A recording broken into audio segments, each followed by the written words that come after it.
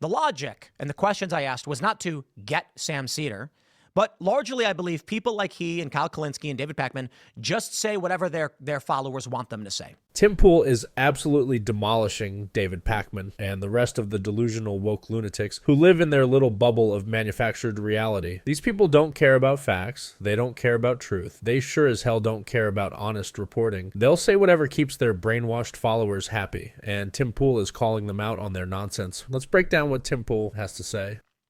And so that is, Tim Pool is so dumb. I'll give you an example on David Pakman. David Pakman had on, this is my favorite example, and I'll give you another one, to be completely honest. I'll give you the modern one right now. Donald Trump is enjoying the highest approval ratings of his political career. Though it has gone down a little bit over the past couple of weeks, it was at a really high point, and now he's just generally like 1.5 up. So pretty good. Best of his political career. David Pakman put out a video saying worst approval, all-time worst approval or something. I'll show you the screenshot. How can David Pakman logically put out a video saying Trump has the worst approval ratings when it's the best he's ever had of his career in aggregate? Because he's just saying whatever he has to say. Now me, I use aggregate polling. I don't isolate one poll. So here's a couple of examples. Several years ago, this is probably like 6-7 years ago, I noticed that David Pakman and I both had two different videos on the same day. Mine was Trump sees highest favorability. His was Trump sees lowest favorability. I said, well, hold on. Something must be wrong. Did I get this wrong? How can these two realities coexist? Yeah, this is peak leftist propaganda.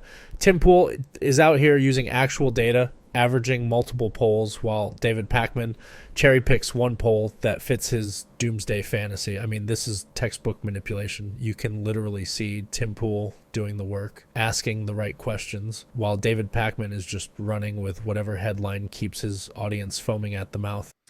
In my video, I took the aggregate favorability and approval of Donald Trump, meaning I looked at 15 different polls, averaged them out using Real Clear Politics and 538, which is ABC News. And we found that though Trump was underwater, it's the best he had ever done. And I said, this is great news. Trump is improving. David Pakman took a single poll showing record unfavorability and said that proves it. It's very strange. Why would you lead off with what is statistically known as static or a blip? That's why I didn't use it, and I never do, because these polls are outliers. Sometimes I'll use single polls if it is the only poll put out for that time of a specific issue.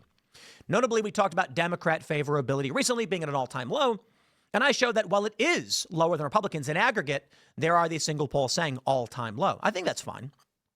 But tracking Donald Trump's approval rating in this way, that's not true. And then there's the famous meet the press moment where David Pakman laughed when it was Ted Cruz asked if he believed the Ukraine interfered in the election in 2016, to which Politico and the New York Times reported. And when Ted Cruz says that's what's been reported, a producer laughed and Pakman laughed at him. This is a really great example. This is Pakman laughing at a guy for reading the news. This is the left in a nutshell.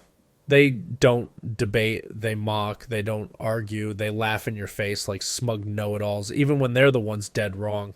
Tim Pool is exposing exactly how dishonest David Pakman is, and the fact that he has to resort to laughing instead of proving his point. That says everything. If you've got facts on your side, you don't need to hide behind smug little chuckles. You make your case, but David Pakman can't because he's full of it.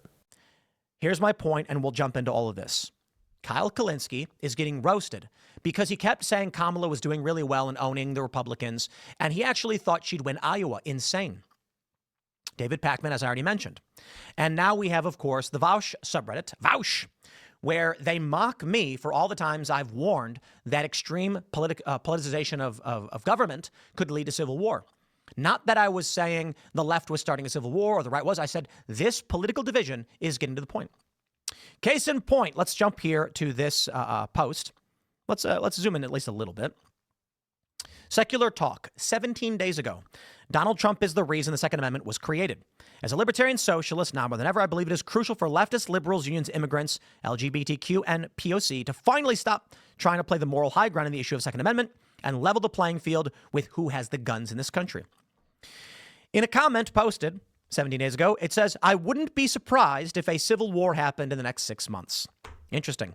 Well, my friends, I have a litany of posts This is exactly what Tim Pool has been warning about for years. The left keeps mocking the idea of civil unrest, but then turn around and push rhetoric that all but guarantees it. David Pakman and his crowd pretend like only MAGA people talk about civil war, but Tim Pool is showing receipts. The left is just as obsessed with it, and they're hypocrites for pretending otherwise. So, I mean, yeah, who's the real extremist here?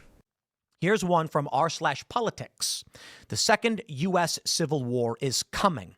It's been coming for some time. And this is in response to an article from 10 hours ago. Blue states fear invasion by red state National Guard troops for deportations. Washington state Democrats back a bill to keep other states' units out. Let's roll, baby. From the David Pakman Show 7 months ago, MAGA keeps hinting at a civil war. How would that play out? MAGA has no actual army, so I guess it would just be some armed and crazed Trump fanboys, just like a bunch of Kyle Rittenhouses running amok. How would they do against the actual U.S. military? This wasn't even a fair fight. Tim Pool absolutely obliterated David Pakman and his bogus, agenda-driven nonsense. The left's entire strategy is just cherry-picking, lying, and laughing off reality. And Tim Pool is one of the few people actually willing to call it out. If David Pakman had even a shred of journalistic integrity, he'd actually engage with the facts instead of peddling outright falsehoods. But we all know that's never going to happen. Tim Pool wins.